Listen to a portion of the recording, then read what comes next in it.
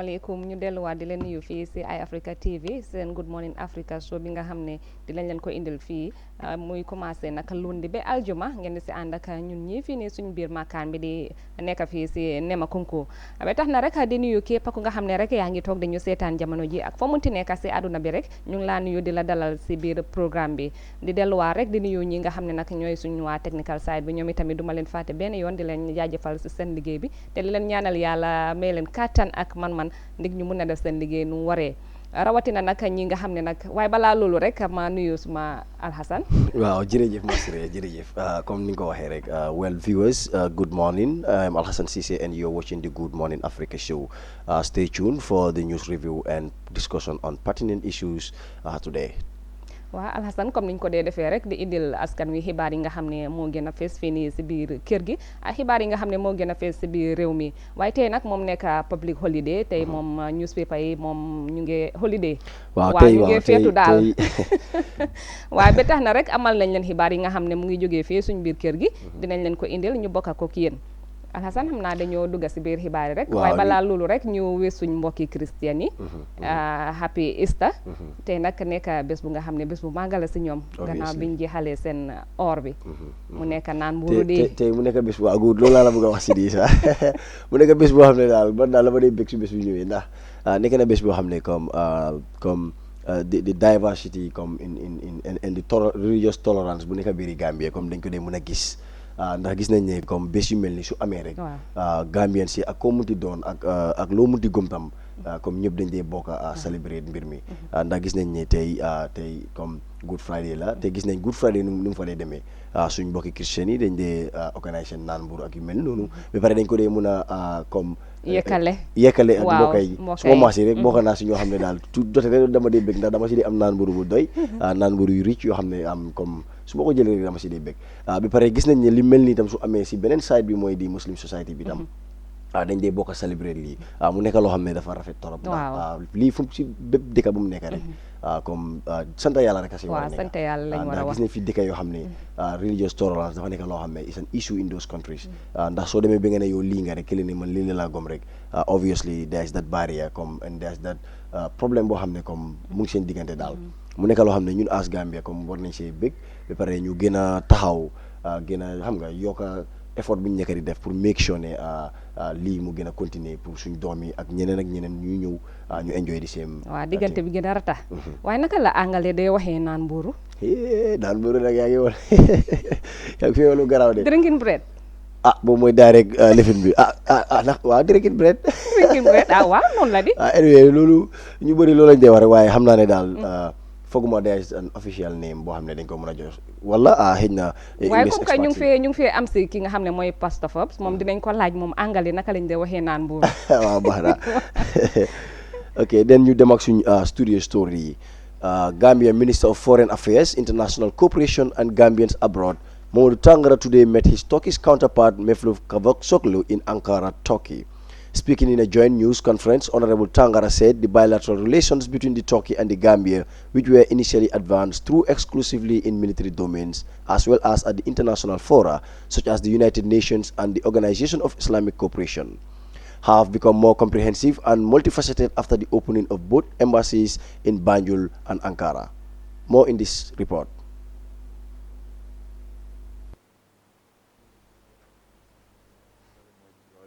Mevlut Cavusoglu.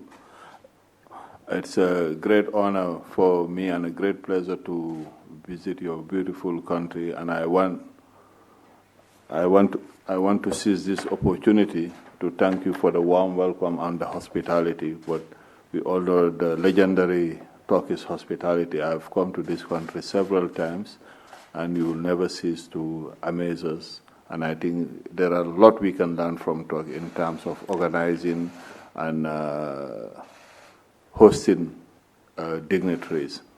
And I want to seize this opportunity to thank you for the support you are giving us in terms of capacity building, because the most and more important and valuable resources we have in the Gambia is our human resources. And Turkey is helping us build that very valuable resources. And in terms, you cannot achieve anything today in the world. We talk about the nexus between development and security. You cannot achieve anything without peace and stability. And from a very long time, a Turkish team have been present in the Gambia, supporting us, helping to build our security sector. And they are today also very much involved in the security sector reform. And I was mentioning to the foreign minister that even though the head of the Turkish team was a colonel, he came with his wife, who also, without asking for any pay, helped us build out of our own goodwill the French department at the one national university, the University of the Gambia. So we are grateful to that. And I can also assure you that Gambia will stand always by the side of Turkey. We know that you are a force to be reckoned with in the world arena, and today that multilateralism is under attack. We rely on countries like Turkey to make sure that the United Nations plays the role that it's supposed to play. Because we cannot say it's a perfect organization, but at least with the presence of the United Nations, a lot is being avoided, and we are grateful for your support and for the strong partnership with Africa. When people are closing down embassies in Africa, we've seen Turkey trying to open embassies everywhere. I think that shows that come rain, come sunshine, Turkey is on the side of Africa. And I think the African group is very much aware of that, and that translates into very strong and effective collaboration between the African group in New York and even and Turkey. And I want to seize this opportunity also to encourage more Turkish business people, the private sector, to come to the Gambia. Today we've created the conducive environment for them to invest in the Gambia. And the legal framework is there also to protect their businesses, because business people are interested in the protection of their business. And today, with under the new dispensation, a lot of opportunities are available. And we count on Turkey also to support us in all our ventures, and I'm sure you will do that. And we want to send the gratitude, the admiration, and the respect of our President Adama Barrow, to President Tayyip Erdogan. And that's why he also sent me to bring a special message that I've conveyed to the foreign minister. And we want to assure you of Gambia's strong support of a brotherly country, a true friend of the Gambia, a true friend of Africa. I thank you on behalf of my delegation once again for the warm welcome and the hospitality. Thank you, Your Excellency. Wow, Masire, that was Mamadou Tunkara, kooku di suñ foreign minister bi nekkoon fële si Turkey di gën a dëgëral suñ diggante Turkey. Former Chief of Defense Staff of Gambia Armed Forces, Baboucarr Jatta, has denied involvement in any execution of soldiers on November 11, 1994. Testifying today at the Truth Commission, Jatta acknowledged leading the attack on Fajara Barracks, but he was not on the extended line when Sana executed Abdoulaye Dotfal and Basiru Barrow. On November 11, close to 24 soldiers accused of planning a counter-coup rather against the former military leader Yahya Jammeh were captured and executed. The orders were said to have come from Jammeh, but execution was reportedly led by Sana Sabali. Sajo Sambu has more on that.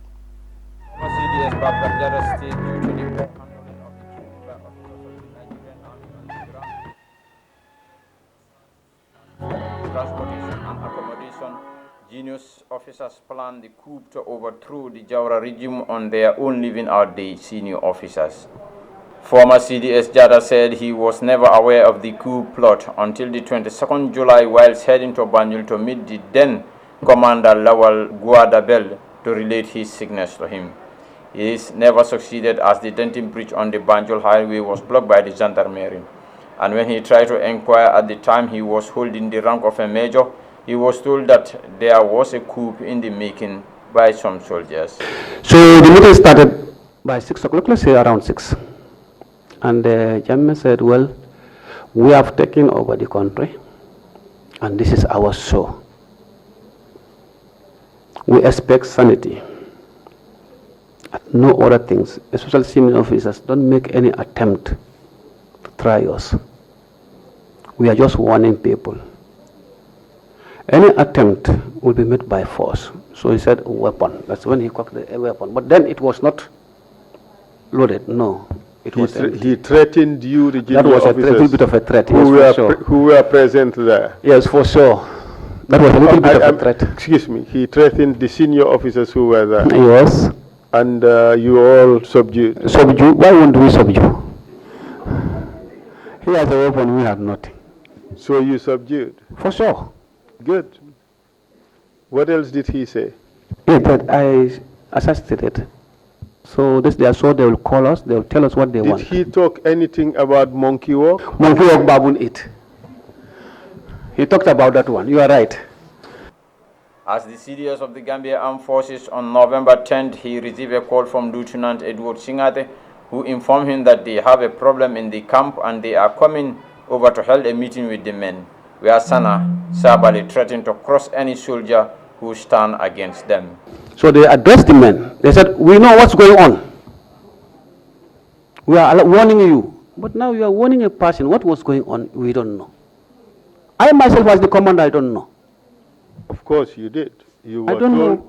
On that day. You were told that a coup was in the making. Yeah, but who is going to lead this coup is another thing. Proceed. Not so. So they made a talk. Edward has to fire 2 shots, said, don't allow this bullet to separate us. We are one. But Sabali's one was a little bit harsh. He said, if anybody gets up, this is what we will fight you. So the boys felt betrayed. Did he say, we will fight you or we will crush you? It's all the same. No, they are not. Okay, we'll crush you. They said, crush the rebellion. We fought to suppress them. In his testimony, Babukare Jada, former CDS, said Lieutenant Sana Sabali talked to him aside, showing him a list of names, including his name to be executed when Basiru and associates should have succeeded in the November 11 coup. He told you. He took me to the side. He showed me a notebook, list of what Barrow has in plan. But at least he would have told you what was happening, didn't he? No, after that. We are coming to that. After showing me the book, he said, this now is cleared that Barrow was the leader of this coup. Barrow was, the leader of the coup, and he was arrested with Dotfall, and he mentioned who? Was it Elef Jamia? He gave me some names. I said, where are they? They said they are in the cells. You talked about a list. Can you tell us more about that list? The list contains Jammeh as the chairman, Sana Sabali, Edward, Haidara, Yanko Ture, and I was the last name. We are the people who are supposed to go to the range. They'll be taken to the range for execution. So, after a long heated debate between the lead counsel Isa Fall and the witness former CDS Babukar Jada, proceedings are being set for a new date. Meanwhile, TRRC will go into a break to observe the Christian feast called Easter until Tuesday when sittings shall resume. Sajo Sambu for Africa TV News. Well, that was Babukar Jatta, the then CDS in 1994 during the November 11 incident. At the day told from rocket fire on the Libyan capital, Tripoli, that the UN-recognized government blame on strongman Khalifa Haftar climbed to 6 as diplomats sought to negotiate a ceasefire. 3 of the 6 killed in the rocket fire on the South Tripoli neighborhoods of Abu Salim and Al-Antishar were women. Here is an insert. At least 6 people have been killed in rocket attacks in Libyan capital Tripoli, according to local authorities on Wednesday. A barrage of shells struck Abu Salim neighborhood as well as the districts of Al-Garad and Salahuddin in the capital late Tuesday. Medics initially said that 2 people had been killed in the attacks, but the Abu Salim local council said 6 people were killed and 35 others injured. The UN-recognized government of National Accord accused East Libyan-based forces led by Commander Khalifa Haftar of carrying out the attacks. The attacks came amid fighting in the capital since Haftar launched a military campaign earlier this month to capture Tripoli, where the GNA is based. On Monday, the GNA said at least 76 people, including 24 civilians, have since of Tripoli. Since the 2011 ouster of late strongman Muammar Gaddafi, 2 seats of power have emerged in Libya, one in eastern Libya and another in Tripoli, which enjoys UN recognition. Wow, Masire, loolu nekkoon boobu issue bu amoon fële naka biiri Libya waaye balaa loolu gis nañ ne Baboucarr Jatta Demba ñëw na si TRRC bi mu nekkoon lu am solo ndax balaa moo ñëw sax gis nañ ne barka Demba si exhumation bi fële ne le si barracks bi kii di Essa Fall di lead counsel waxoon na ne dinañ am si mooy Demba dinañ am si an interesting witness mu nekkoon kii di Baboucarr Jatta te mu nekkoon di CDS boobu waxtu mooy bu ñëw yaay jëme jëlee nguur gi rek mooy November 11 bi tam bi moo am Baboucarr Jatta mi moo nekkoon di CDS mu nekk lu interesting nag te mu nekkoon koo xam ne jiñoon nañ ko lu bari ndax witness yu bari ñu ñëwoon nañ te waxoon nañ ne moom bokkoon na si ñuy def loolu noonu comme bokkoon na si ñu reyoon mooy soldat yu gaay line up ba pare ñu sut leen ñu dee kii ku mel ni Alaaji Kaañ yëpp compté woon na ko foofu noonu waaye démb bu mu ñëwee nag moom weddi na loolu waaw bañ na loolu noonu nee na loolu amut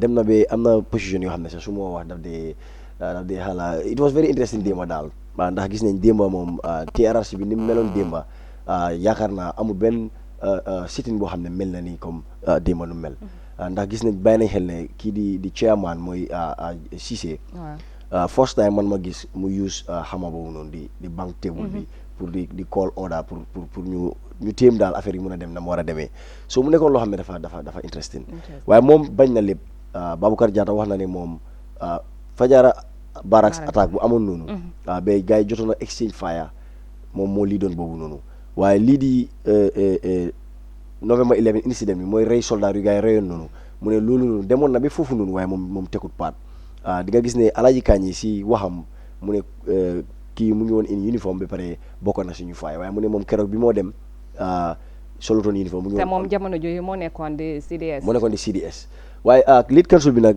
interestingly bu mu ko ne dem bi it was a voluntary action decision rather mu ne ko waaw waaye li taxoon mu dem mooy dafa demoon pour wax ak ñoom Sana Sabally pour calm leen pour ñu mun a former rey bi waaye bi mu demee unfortunately mënut a stop loolu noonu moom foofu la ko déggaat daal mu nekk loo xam ne waaw kon moom dafa mel ni mu ngi wax ne kii nga xam ne mooy Sana Sabally moo order woon that shooting waaw moo order shooting bi ba pare moom li tax mu dem foofu mooy nekkul ne dafa dem pour participate according to him moom dafa dem pour alleviate situation bi maanaam pour wax ñoom Sana Sabally comme ñu bàyyi ndax si waxam mu ne at that time mu ne time boobu ñoom ñooy ay soldats waaye ñoom Sana Sabally at that time they were not soldiers they were politicians according to him mu ne because soo xoolee ñoom ñii ñu ngi am ay ministerial position ba pare ñoom ñoo amee woon nguur gi at that time so mu ne jamono jooja moom mu ngi gis boppam as soldat ak yeneen yi waaye ñoom Sana Sabally they were politicians at that time waaw moom mu nekk soldat ba pare nekk CDS jamono jooju noonu am na yu bari yu nga xam ne moom war na koo mun a xam si jamono boobu nga xam ne yooyu mu ngi xew te foog naa moom itamit amoon na doole bu nga xam ne dina mun a stop yenn yi nga xam ne mooy ñaawteef yi doon am time boobu noonu su fekkee ne du mun a stop yëpp sax wala du mun a xam yëpp yi xew dina am yi nga xam ne dina ko mun a fanxa ba nga xam ne du am waaw te loolu nekkoon point yi kii di lead counsel bi Essa Fall ndax moom booba jamono moom moo ëmboon soldat yëpp si loxoom lañ nekkoon waxoon na ko ne yow ñooñu sa soldat lañ te yow it was your duty sa responsibility pour nga war a protect ñooñu noonu loolu tam moom di Baboucarr Jatta moom tam foofu la fu mu déggaat mooy loolu la daan jéem a def loolu taxoon bu gaa daan dem mu ànd ak gars yi pour wax ak ñoom Sana Sabally waaye mu nekk loo xam ne dafa interesting pour wax dëgga ndax TRRC bi révélation yi ni moo demee fu mu nekk nii nekk na loo xam ne daal things yi daal mu ngi gën a conflicting testimonies yi ñu ngi gën a ñëw waaye gis nañ ne démba comme ni ma la ko waxee rek ne TRRC bi nu mu demee it was just interesting ñu bëri even ci social media bi si am na ñu bëri ñoo xam ne ñu ngi daan wax ne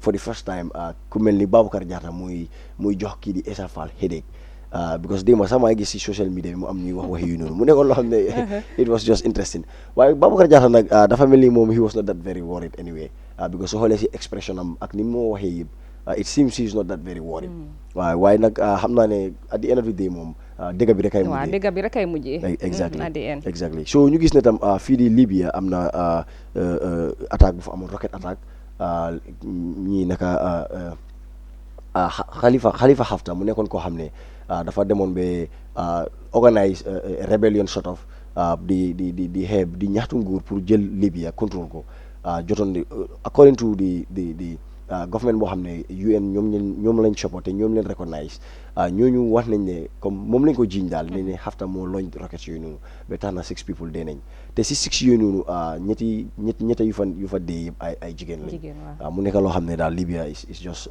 pathetic at the moment. waaw Libya moom mbiram doy na waar.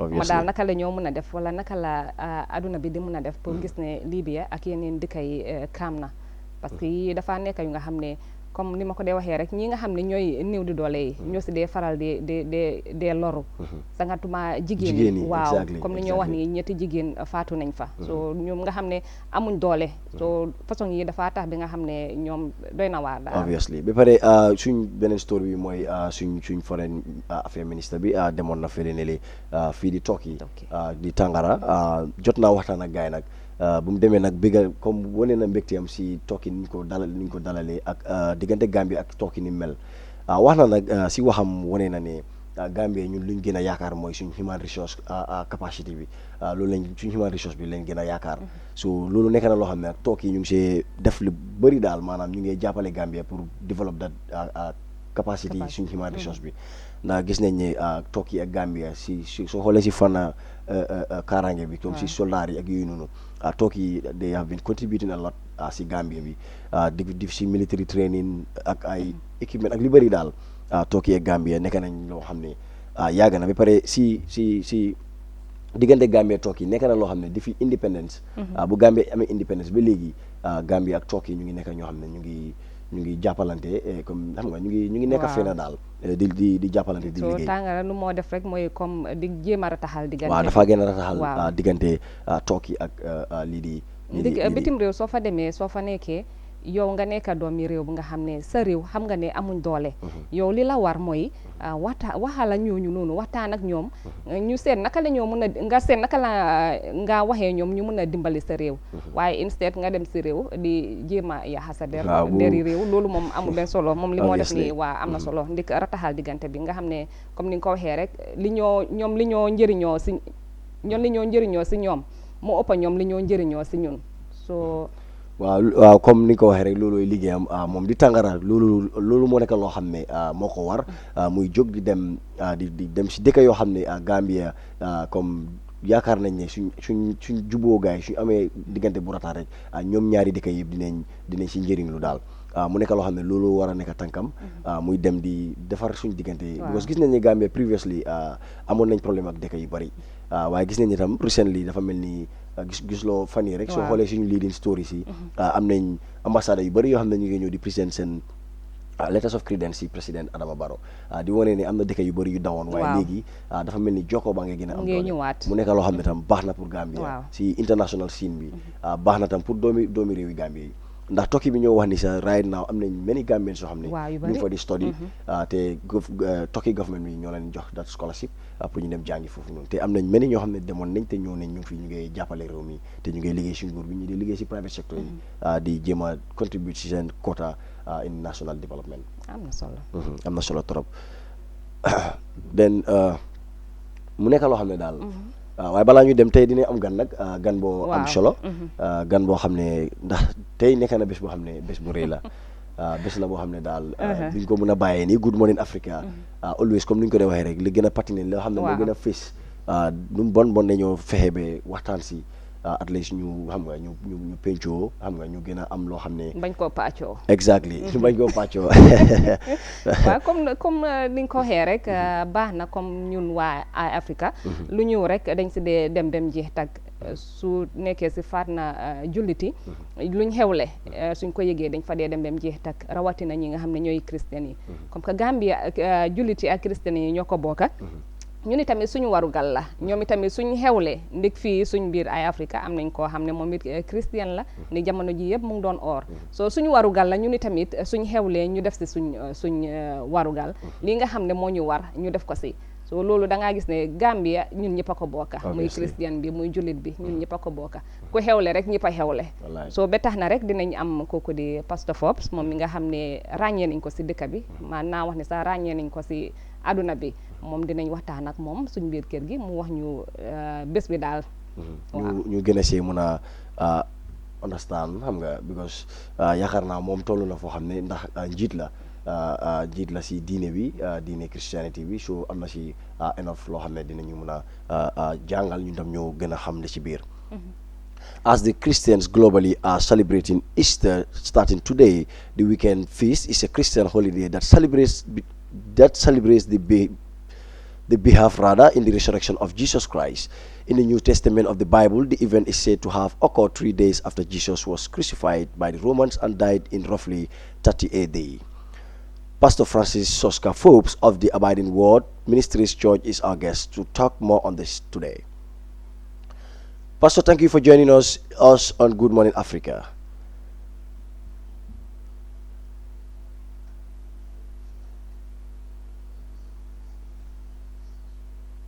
Thank you very much. Can you take us through the background information of Easter?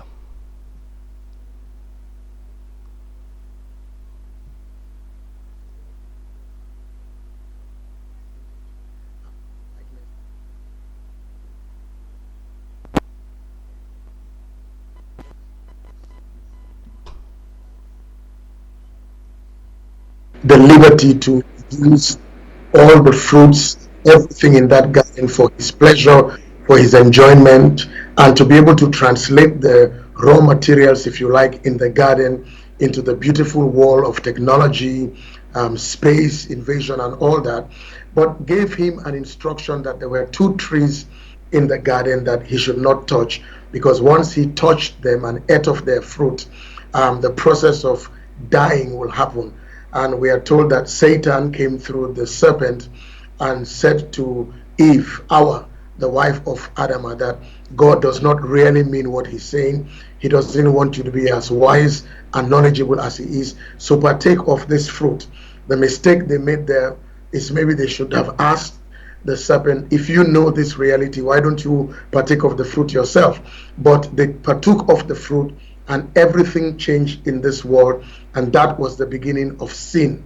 And at that point, man lost his, if you like, authority and leadership on the earth to Satan, and became, instead of the leader, he became under Satan, and all the evil started happening. So God planned a redemptive plan to give man back that original purpose and place and position in the Garden of Eden.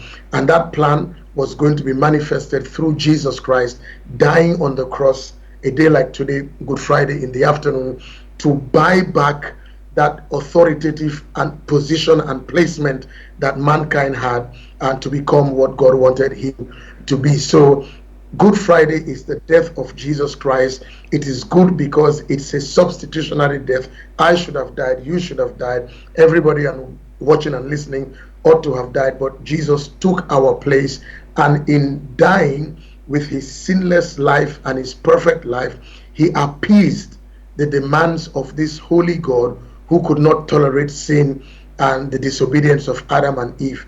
By the way, that disobedience of Adam and Eve, they tried to fix it out themselves, like man tries to fix it out himself.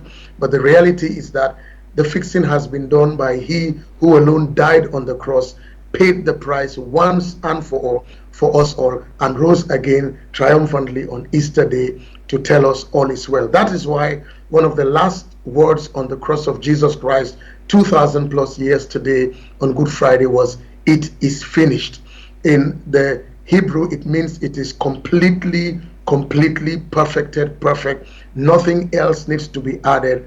God's anger, if you like, and his holiness to not tolerate sin has been appeased. And we, you and I, through Jesus Christ, can come back to that original position and be masters on the earth, still under God, and living a beautiful life. That, in a nutshell, is what this is. Yes, ma'am. Pastor Forbes. Yes, ma'am. We learned that the week leading up to Easter is called the Holy Week. Can you please tell us more about this Holy Week?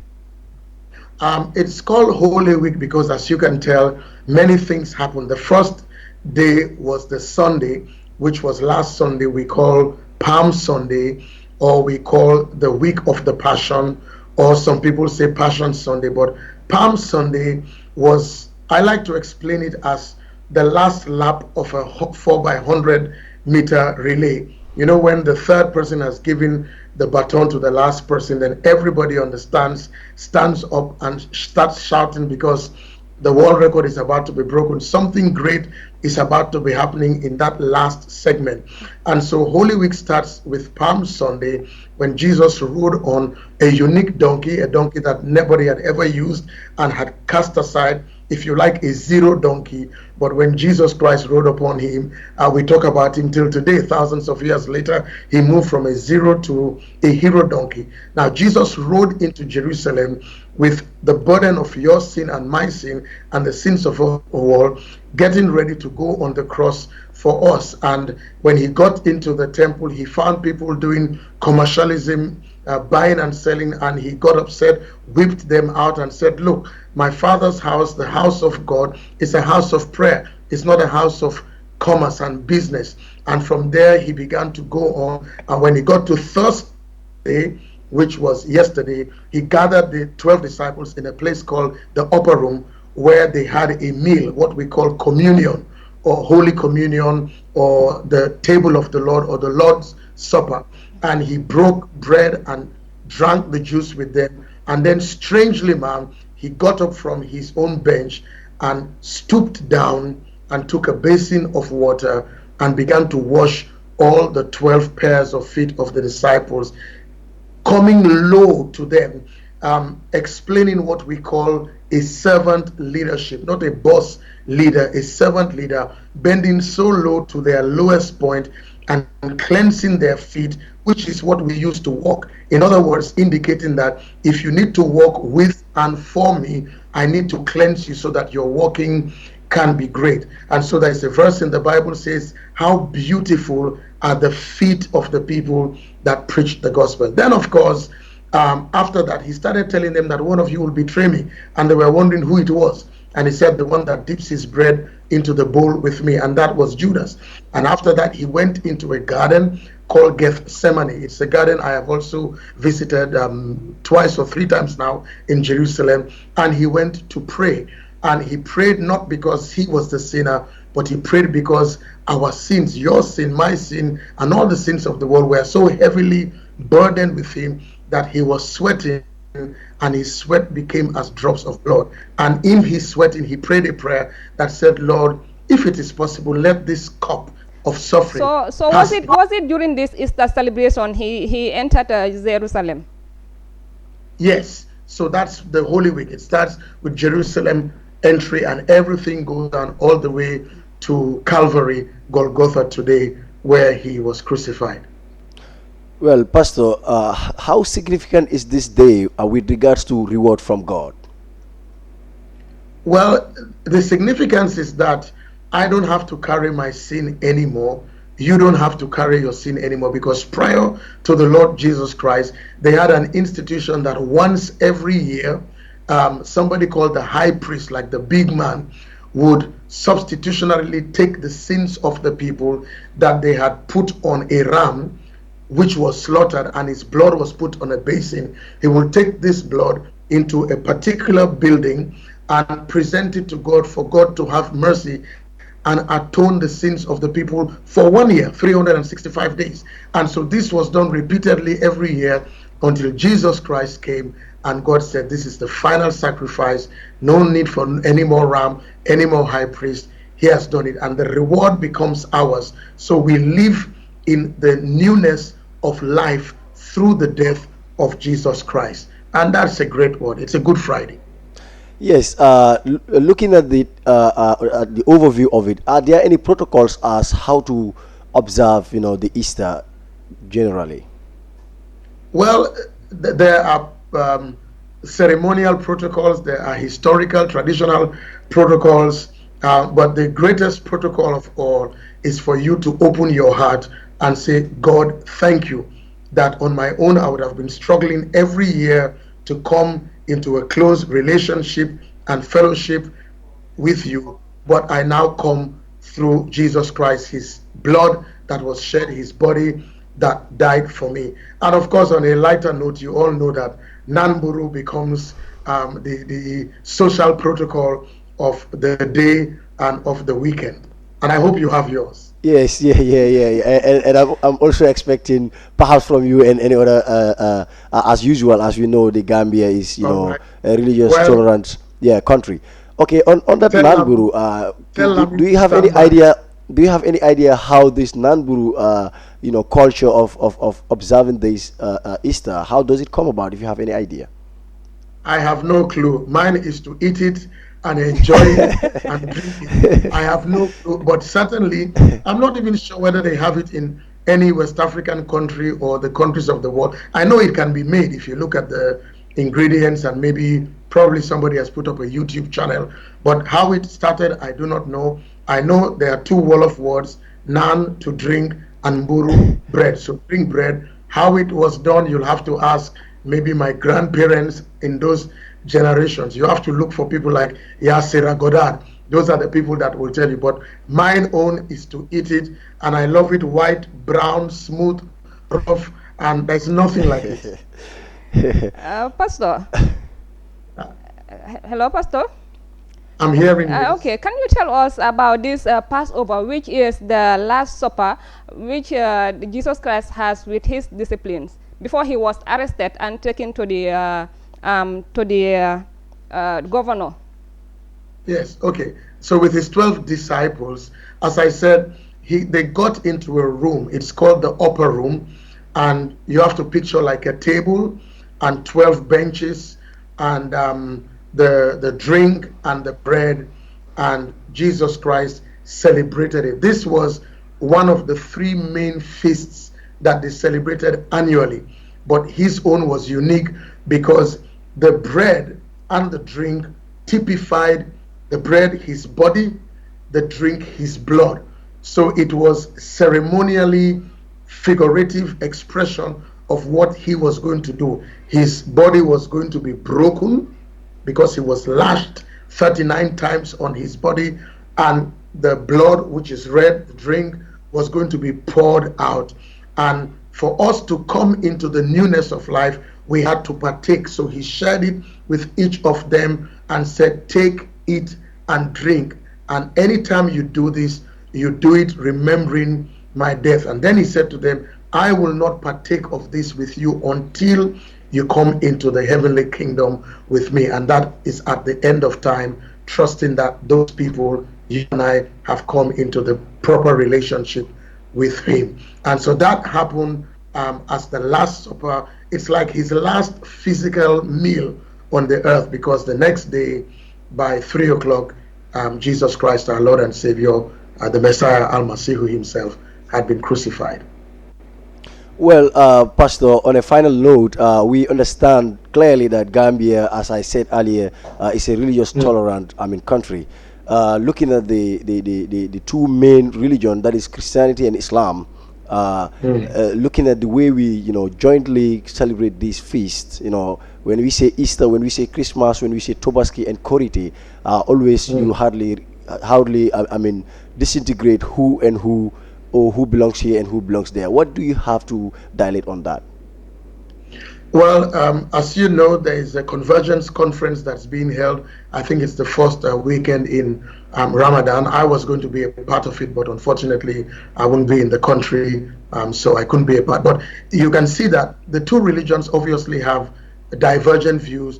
But when it comes to nation building and peace building and national unity, we converge. There are things we all subscribe to. There are abhorrent practices that have happened in the last 2 decades that we all show our great displeasure for, and we are all working together hand in hand to make sure that it never happens again in our country. So when it comes to national unity, peace building, and the things that work for the common good, we will always stand together. And it's also good for us to educate our disciples, our children, our talubes, the young children, to understand that nothing is better than peace. You cannot operate iAfrica TV online in chaos. I cannot do abiding what ministries, if the building has been bombed out and if there is mayhem like we see in other countries. So we have to work together, hold hands together, keep this nation uniquely tolerant as it has always been. And not tolerant airbrushed, but tolerant in real sense. So the Muslims must express happiness and joy for Good Friday and Christmas and not take the time to disdain it. GRTS and stations like yours, I'm glad you are doing this, should give the Friday the time it needs in the air and not give it a token 30 minutes, 1 hour. Similarly, also on Korite, Christians must understand that the Muslims would have their time. And if we walk like that, we will walk together, because the truth is we are all interrelated. I have Muslims, cousins, first cousins, not cousins like African cousins, first cousins. And if I offend them, I'm offended myself. If they kill me, they have killed their own blood. So it's a unique thing we have in this nation, and I hope it will be brought to the fore at the Convergence Conference. And what we all do in the media, in our churches, and from the state itself, we will be seen to walk towards that national unity. The state will not be skewed, bending to one religious persuasion against another, but it will play the middleman so that we all can work together, because you can never legislate religion, persuasion, conviction, and faith. You get into trouble, as we are seeing around the world. But we are unique, and I'm praying that we will all work together for that uniqueness. It will shock you to know that one of my best friends is Imam Babali. We tease each other all time. We grew up in Dipakunda together, and that's the sweetness of this country, and it must continue like that. Thank you very much. Pastor, before you go, I have a question for you. All right. What is Nanbur called in English? Drink bread. Well, thank you very much, Pastor. We really appreciate having you here on iAfrica TV in our Good Morning Africa show. Thank you very much. And we waiting for our Nanbur. Thank you.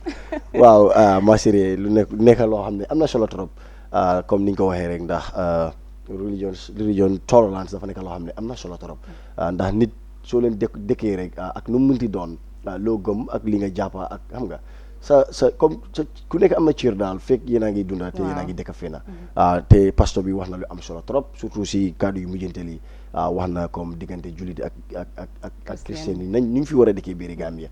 am na fu mu wax loo xam ne am na solo trop, ndax duñ ko mën a foog ñu highlight ko ne chrétien yi suñu amee feast muslim yi understand ne ñoom ñoo am feast. muslim itam christian dëggal di other side itam mooy ñoom itam su muslim yi amee feast ñoom itam ñu understand ne muslim yi ñoo am feast, so ñu dëkkoo. léegi da ngaa dem si benn kër bu nga xam ne christian yaa ngi fa dëkk ak muslim yaa ngi fa dëkk, doo mën a ràññee kan mooy christian bi ak kan mooy jullit bi. ak te ni mu ko waxee rek mu ngi am ay cousins yoo xam ne first cousins yoo xam ne jullit lañ, te moom mu ngi nekk. te moom best friend am exactly Imam Babali. man sa I have very close friends, even Dema sax I am suma benn Raymond mu ngi currently perhaps he's even watching, mu ngi Portugal. We spoke for over 20 minutes yesterday and he is one of my closest friends. Dafay time yi xale ñoo day rule, we did a lot, so mu nekk loo xam ne am na solo trop. Hii nga wanda si hii nda si no hila Raymond. Okay. Hila. Well, viewers, coming up next, we will look at stories and news in other media outlets.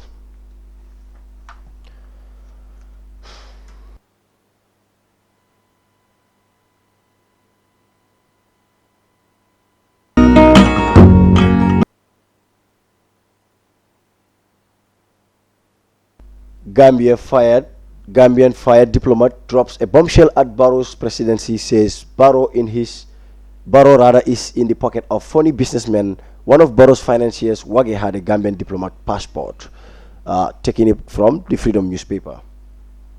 A former SAC Gambian protocol and welfare officer at the Gambian consulate in Jeddah, Saudi Arabia, has accused President Adama Barrow of alleged corruption and abuse of office. Ibrahim Adiba made the allegation during an interview with Freedom Radio Gambia's Thursday civic education show. Mr. Diba was fired some weeks ago amid a statement he made that was perceived to be critical of President Adama Barrow. He accused Barrow of departing from the core values and set agenda that ushered his coalition government into power. Diba also pledged his allegiance to Gambia's SAC Vice President Ousainou Darboe, saying that only death can separate him with Darboe during his bashing of Mr. Barrow prior to his firing. According to Mr. Diba, President Barrow has been allegedly using the presidency to enrich himself and to consolidate himself in power. He alleged that Barrow is being bankrolled by phony businessmen at the expense of political expediency. As the former protocol and welfare officer at the Gambian consulate in Jeddah, I have noticed that the President Adama Barrow has issued a Gambian diplomatic passport to Kalilu Wage, a Senegalese businessman. Each time that Wage travels to Jeddah, I process his passport and travel details. Wage is one of Mr. Barrow's financiers. I recall the presidency telling me that he can make me a millionaire if I want to. Barrow told me during a conversation I had with him, in which he told me that Kalilu Wage was one of his chief financiers. He told me he could secure $4 million for me from Wage so that I can open a shop in the Gambia. Barrow also told me that Mr. Wage had a store in Kanifing and he is into rice, selling cooking oil and other business activities.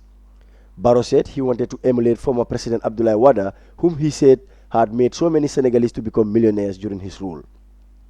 He said he wanted to make a million. He said rather he wanted to make him a millionaire, but I declined his offer.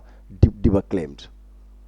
Diba told Freedom Radio Gambia that Mr. Wage was Barrow's go guy when it comes to tapping for finances, especially in regards to business dealings in Saudi Arabia and the world. Wage had traveled to Saudi on numerous occasions. The President Adama Barrow personally told me that Wage was his guy. Wage flies around the world with a Gambian diplomatic passport. I was told that he hardly pays full custom duties at the ports for the goods that he imports into the country. Diba further alleged.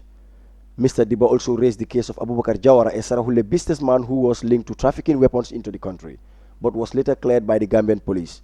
Diba said Jawara was also among Barrow's financiers.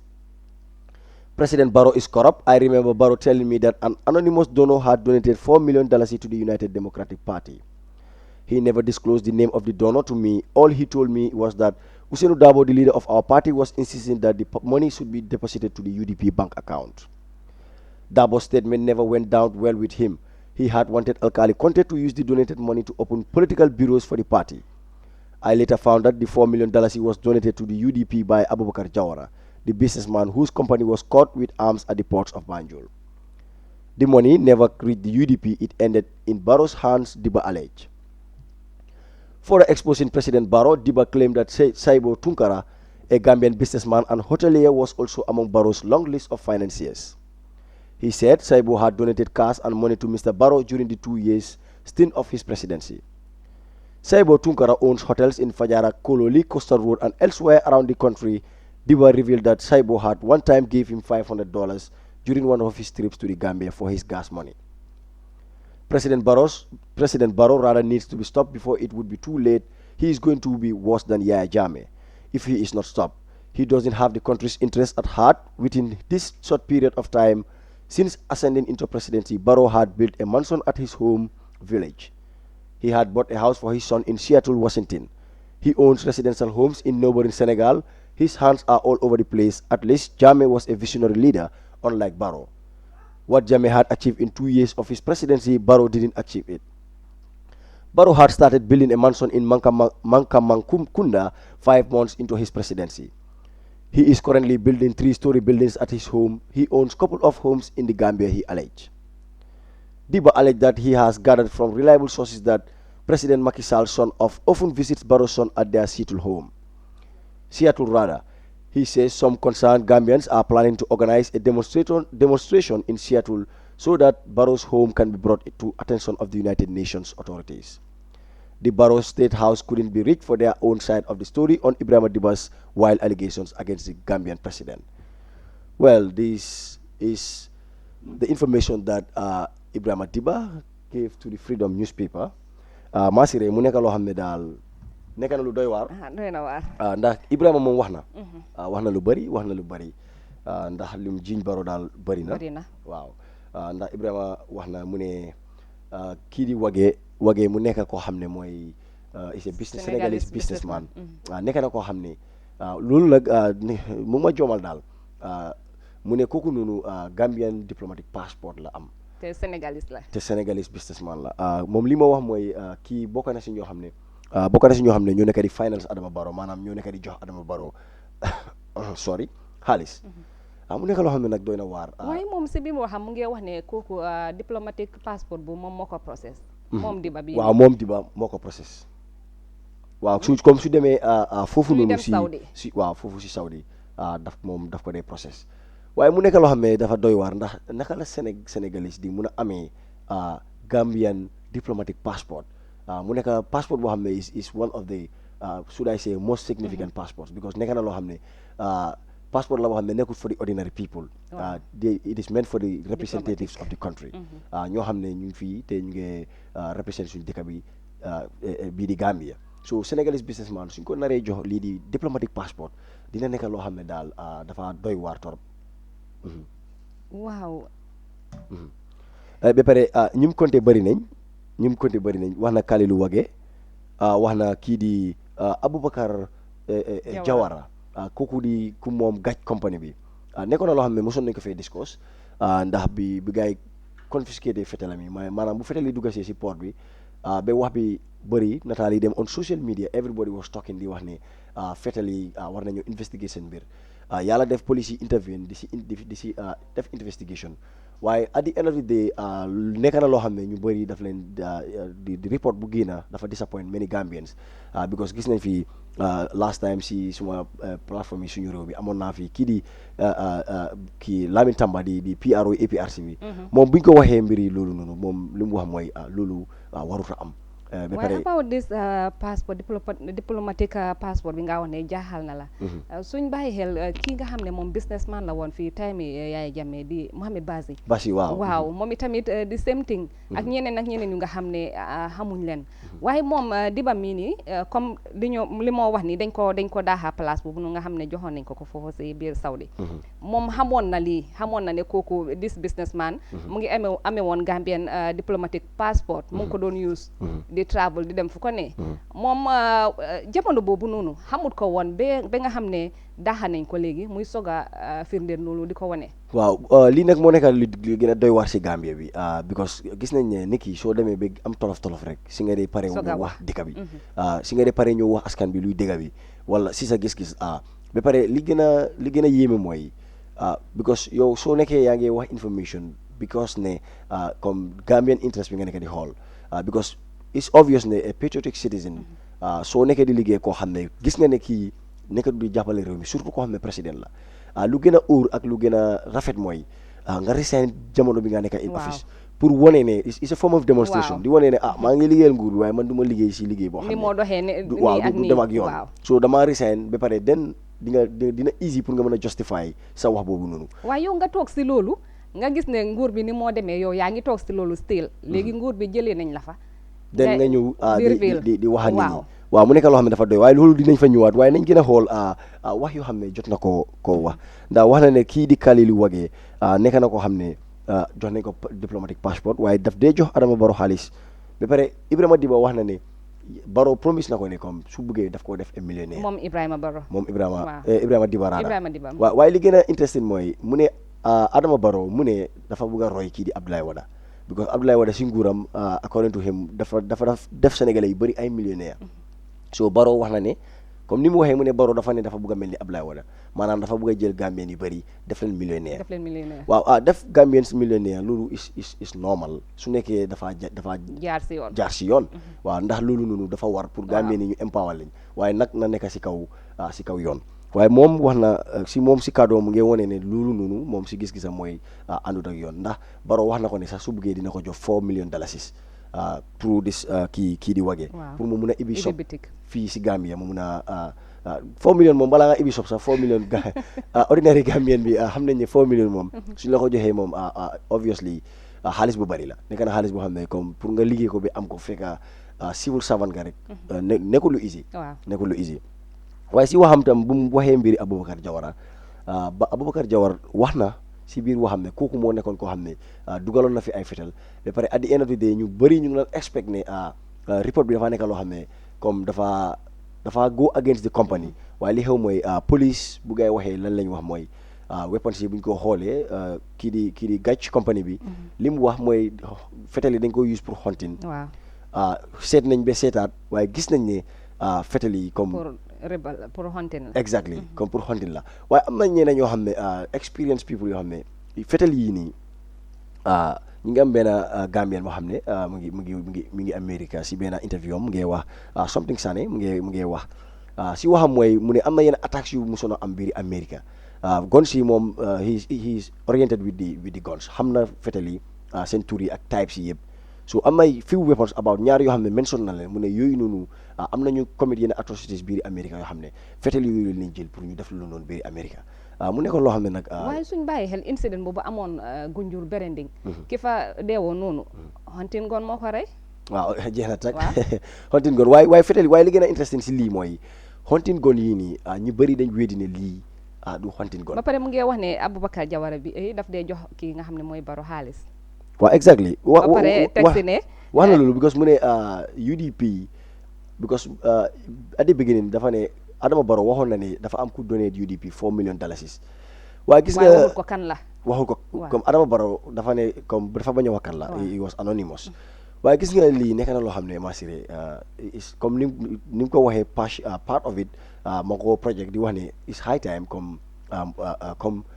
nit ñi ñu ibbi seen noppay daal ñu ibbi seen noppay gën a bàyyi xel ndax kooku noonu joxe na 4 million according to moom waaye mu ne UDP la ko mayoon waaye nag wax na ne Adama Barrow dafa waxoon ne pour ñu samp bureau non Ousseynou Dabo dafa waxoon ne xaalis bi dañ ko yóbbu si UDP bank account bi waaw waaye Adama Barrow comme dafa insist mu téye si xaalis boobu noonu mais at the end of the day xaalis boobu demut foofu noonu si maanaam moom si waxam daal xaalis bi si loxo Adama Barrow la mujjee exactly xaalis bi comme agut UDP non mu ne xaalis bi ba léegi mu ngi si loxo Adama Barrow konte na keneen tam mooy kii di Sebo Tunkara Sebo Tunkara mu ne hôtelier la tam mu ne kooku nag donné dina ay moto ak donné na ay xaalis si Adama Barrow waaye am na moto yoo xam ne ñu ngi si réew mi fii ba léegi dafa mel ni ñu bëri xamaguñ naka la moto yooyu ñëwee si réew mi because gis nañu National Assembly bi comme moto yi ñu fa joxee mooy Fiat yooyu noonu gis nañ fi moto yu bëri bu ñu ñëwee Gambien yi waxuñ leen moto yi fi ñu jógee te ba léegi waxuñ moto yi ba léegi loolu leeragut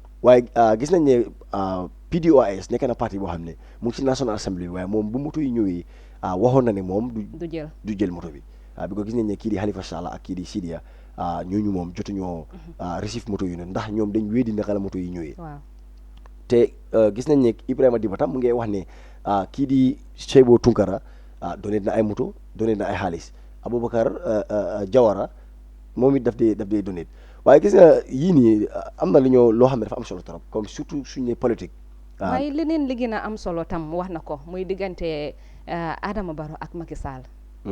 parce que dem na ba wax ne Adama Barrow mu ngi jëndal doomam bi kër foofu Seattle. waaw ki nga xam ne doomi Macky Sall bi daf dee faral di dem seeti doomi Adama Barrow bi. foofu waaw mu nekk loo xam ne daal ndax dafa mel ni Ibrahima Diba lii kaddu yi mu jox Freedom newspaper la.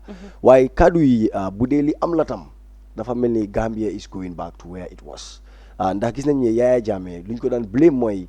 amoon na ay kër biir yi even currently sax ñu ngi confiscate kër yooyu noonu waaye di nga gis ne loolu dina nekk loo xam ne dina beta Gambien si trop su dee ni mu waxee noonu la demee because biiri Seattle xam naa ne képp ku faa jënd kër xaalis boobu bi nga génnee du nekk xaalis yi caaxaan waaye Ibrahima Diba si biir waxam nag mu ne Gambien si biir yi foofu noonu ñu ngi plan pour démontrer against pour won American authorities yi ne Adama Barrow fi am kër pour ñoom tam ñu mën a gën a def seen. waaye American authorities war nañoo xam ne Adama Barrow fa am kër di. waaw waaye nekk na loo xam ne daal xëy na suñ démonstré then that is the time comme mu nekk loo xam ne dafa raise eyebrows pour ñu gën a mun a saytu ndax gaaw na trop nag pour wax digga bu dee Ibrahima Diba li mu wax den dina gaaw trop pour diggante ñaari at yi rek because 3 years yi Barrow bi fa naa mutagut sax kat waaye di nga gis ne loolu su waree am time bi nii then is high comme nit ñi am nañu reason to question affaire yi ni mu nekk di demee nii. comme kii Ibrahima Diba mi li moo wax ni man dama jàpp ne comme ni ma ko waxee woon rek. su fa nekkoon ba léegi. place boobu noonu ñu jox ko foofu si Jidda su fa nekkoon ba léegi ndax kaddu yii nii dina doon génn dina ko doon wax. loolu tamit lu jar a laajte la. ndig xëy na am na yeneen ak yeneen yu nga xam ne. mu ngi doon xew comme foofu noonu rek. waaw because it's like yow soo taxawee di naan this man is not loyal. At the same time you should question yourself.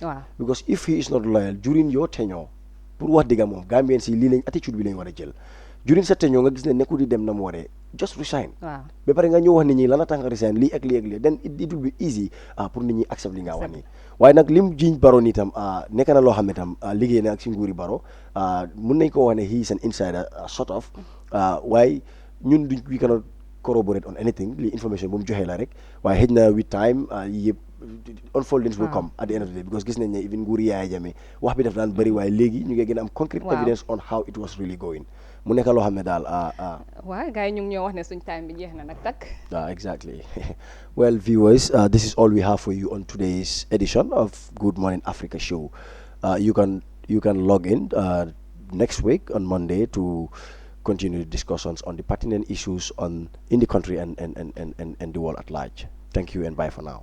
waaw di la jaajëfal yow tamit di jaajëfal askan wi nga xam ne ñu ngi bàyyi woon seen soxla toog dañu seetaan ak ñi nga xam ne seen nañ seen comments ñu ngi leen di jaajëfal bu baax a baax di jaajëfal kooku nga xam ne mooy Pastor Fabs moom mi nga xam ne tamit amoon nañ ko fii pour waxtaan ak moom si ista bi di wis nag bépp Christian foo munti nekk si àdduna bi rawatina Gambia bi rek di leen wis happy Easter di ko wis nag suñ mbokki Christian yi ñëpp waaye nag ñu ngi xaar suñ naan mbuuru bi Pastor ñu ngi xaar suñ naan mbuuru bi waaw ma ne naan mbuuru baax na di leen jaajëfal bu baax a baax di leen ñaanal weekend yi jàmm ba Monday incha allah ñu yendoo jàmm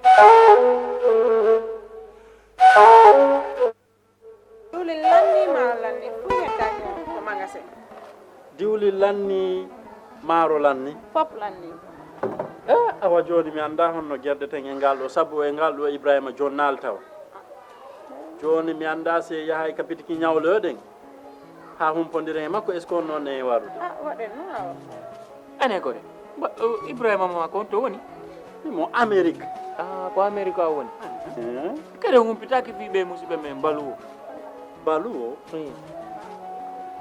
ɓe andanɗa kala ko wawɗa wonde e aduna o si a rewi e juuɗe maɓɓe a jonnay ɗo dépassement o Gambia hara no weeɓi a yahata kadi taw ko mbuɗiɗi no ƴawi walla no jippi ɓe haalantama ko kala ko falɗa ko rewi sengo ñamete indi nebba maaro basal pomme de terre kala ko rewi ɗon a hendoto hara no weeɓi kadi wona ɗum ɗon tum ɓe aɓe jonnira e mobile phone siko ɗum kadi laptop kala ko wayrode ɗiɓe hay kaspawa ɓe wawma jonnude kadi sa fala humpitade ko weeɓi ƴettu Google account ma joni data toon waɗa download app maɓɓe on ayiyay kala ko humpima e maɓɓe toon ɓe weeɓi yama ka wonɗa wo e aduna on kala ko wawɗa a jonnanayi wonɗo ka leydi men Gambia ɗo dépense hara no weeɓi hama si ɗum no fof no neeɓi immoɗen joni mi ɗowtama ka place maɓɓe jana waɗen joni yiya heeɓa ko falata waɗen kisam